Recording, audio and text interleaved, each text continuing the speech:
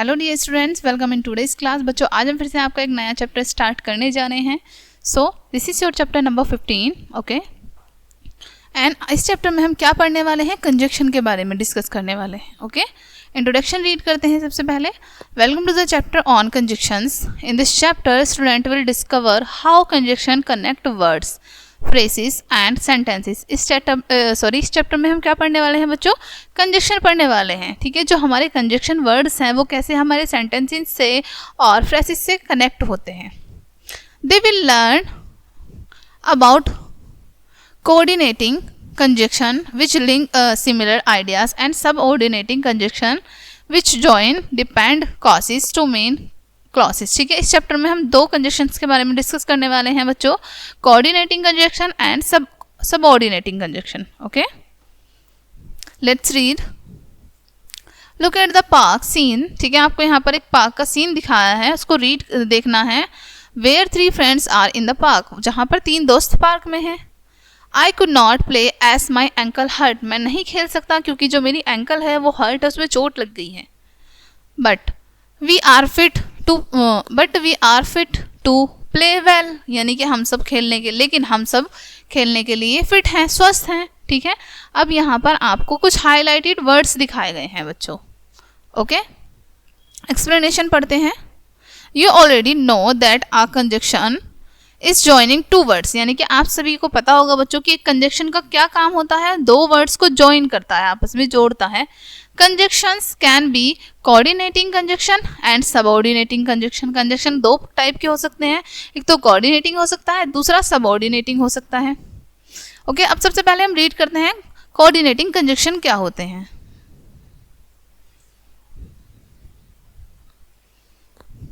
We will discuss the most commonly used coordinating conjunction and, or, but and so, ठीक है। हम क्या पढ़ते हैं कॉमनली, जो हमारे कोऑर्डिनेटिंग कंजक्शंस होते हैं, ठीक है। जैसे कि एंड है, और है, बट है, सो है, okay.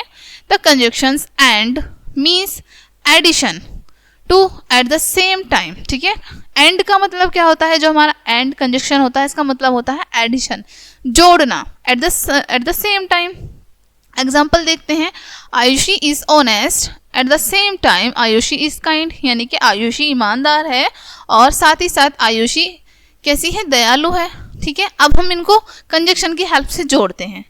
Ayushi is honest and kind, देखा अब हमारा सेंटेंस कैसा हो गया, छोटा हो गया, लेकिन मीनिंग हमारा वही निकल रहा है कि आयुषी ईमानदार है और दयालु है, ओके। द कंजक्शन और implies a choice between 2 alternatives, और हम कहाँ पर लगाते हैं, जो हमारा कंजक्शन और है उसको हम चॉइस के लिए लगाते हैं कि हमें 2 अल्टरनेटिव चीज़ों में चॉइस करनी है, ठीक है, चूज करना है कुछ। एग्जाम्पल देखते हैं। इज दिस वुमेन टॉल और शॉर्ट, कि क्या वो महिला लंबी है या छोटी है।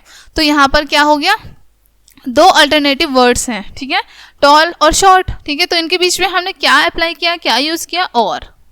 एक्सप्लेनेशन पढ़ते हैं। Here we have choose between tall and short, one of 2, ठीक है। इन दोनों में से हमें क्या चूज करना है कि शॉर्ट है या लॉन्ग है, ठीक है। एग्जाम्पल नेक्स्ट पढ़ते हैं। प्लीज हरी अप और यू विल बी लेट, कि कृपया जल्दी करो वरना आप लेट हो सकते हैं, आपको देर हो सकती है, ठीक है। तो यहाँ भी हमने क्या यूज किया है, और का।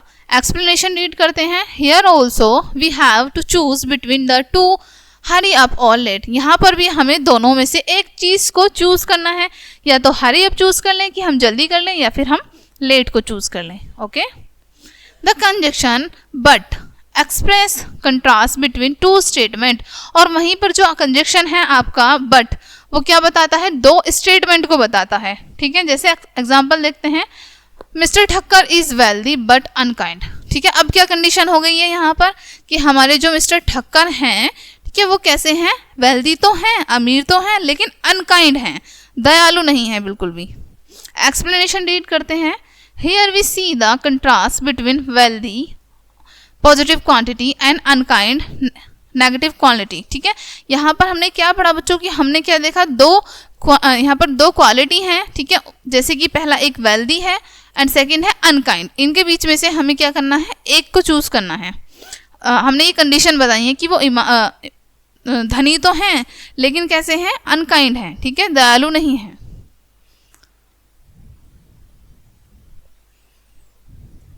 The conjunction so many times for that reason और देयरफॉर, ठीक है। जब कंजक्शन हमारा होता है सो मीन्स, सो का क्या मतलब होता है, फॉर दैट रीजन यानी कि उस रीजन के लिए, देयरफॉर, ठीक है, या फिर देयरफॉर बोल सकते हैं हम। Example, many ankle started hurting, sorry my ankle started hurting so I stop it, यानी कि मेरी जो एंकल है उसमें दर्द होने लगा था, ठीक है, जिसकी वजह से इसलिए मुझे स्टॉप करना पड़ा। सो का यूज हमने किस लिए करा, for that reason.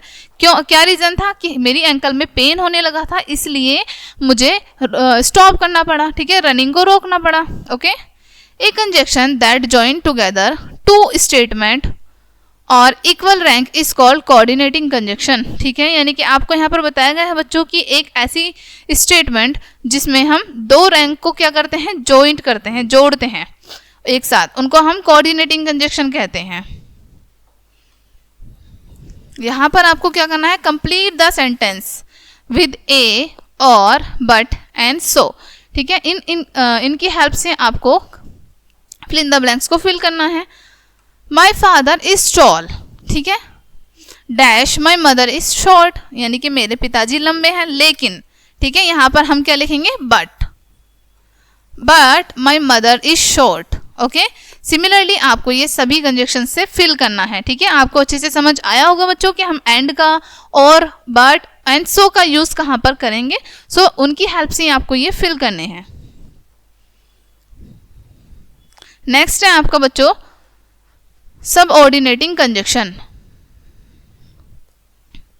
Okay, we will discuss the subordinating conjunction such as because, as, if, unless, yet and though, ठीक है। हमारे subordinating conjunction कौन कौन से होते हैं, because, as, if, unless, yet and though, ठीक है। the conjunctions because and as show causes और reason, हमारे जो कंजक्शन बिकॉज होता है और एस होता है, ये क्या बताते हैं, हमें कारण को बताते हैं, ठीक है, कारण को या फिर रीजन को बताते हैं। एग्जाम्पल पढ़ते हैं, I trust him because he speaks the truth, यानी कि मैं उस पर विश्वास करता हूँ, क्यों, क्योंकि वह हमेशा सच बोलता है, वह सच बोलता है। तो यहाँ पर क्या कारण है ट्रस्ट करने का बच्चों, क्यों हमने बिकॉज लगाया, क्योंकि यहाँ पर एक कारण है, क्योंकि वह हमेशा सच बोलता है, सच बोलती है, ठीक है, सच बोलता है, इसलिए मैं उस पर ट्रस्ट करता हूँ, विश्वास करता हूँ। Abdul has not come as he is ill, Abdul नहीं आया क्योंकि, क्यों नहीं आया, ही इज इल, क्योंकि वो बीमार है। तो यहाँ पर भी एक कारण है कि अब्दुल नहीं आया, वह बीमार है, इसलिए हमने यहाँ पर एस लगाया, ठीक है। The conjunctions if and unless express condition, वहीं पर आपकी जो कंजक्शन इफ और अनलेस है वो आपकी कंडीशन को एक्सप्रेस करते हैं। Example, I will go if he come, ठीक है, मैं जाऊंगा यदि वह आएगा, ठीक है। तो यहाँ पर इफ हमने क्या लगाया, कंडीशन बता दी हमें हमारी कि मैं तभी जाऊंगा जब वह आएगा। Okay, you can not succeed unless you work hard, यानी कि आप जब तक सफल नहीं हो सकते जब तक आप कठिन परिश्रम नहीं करेंगे। तो अनलेस का यूज हमने क्यों किया है, यहाँ पर कंडीशन है एक कि आप जब तक सफल नहीं होंगे जब तक आप कठिन परिश्रम नहीं करेंगे। ओके, द कंजक्शन येट थो इंडिकेट कंट्रास्ट, वहीं पर आपके जो कंडीशन येट कंजक्शन येट और थो हैं वो क्या करते हैं, इंडिकेट करते हैं, यानी कि दर्शाते हैं कंट्रास्ट को। जैसे कि एग्जांपल पढ़ते हैं, I want him of the danger, यानी कि मैंने उसको डेंजर के लिए वॉर्न किया था, खतरे के लिए मैंने उसको पहले ही सावधान किया था। Yet he did not listen to me, लेकिन फिर भी उसने मेरी बात नहीं सुनी।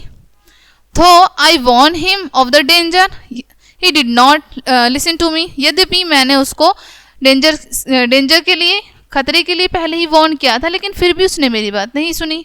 ठीक है, तो यहाँ पर क्या है, कंट्रास्ट है। Okay, a conjunction that joins together two statement और unequal rank is called subordinating conjunction, यानी कि एक कंजक्शन जो कि ज्वाइन करता है दो स्टेटमेंट को जो कि कैसे होते हैं, अनइक्वल होते हैं, इक्वल नहीं होते। ठीक है, उनकी रैंक अनइक्वल होती है, उसको हम क्या कहते हैं, सबऑर्डिनेटिंग कंजक्शन।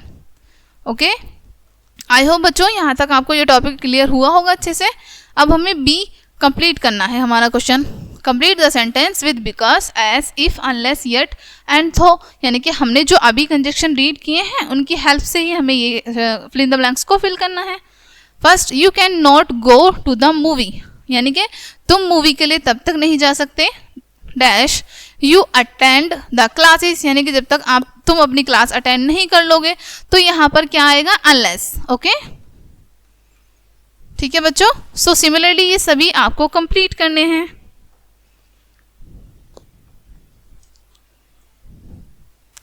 सो बच्चों ये चैप्टर आपका यहीं पे फिनिश होता है। आई होप ये टॉपिक आपको काफ़ी अच्छे से क्लियर हुआ होगा। मिलते हैं नेक्स्ट वीडियो में, तब तक के लिए बाय।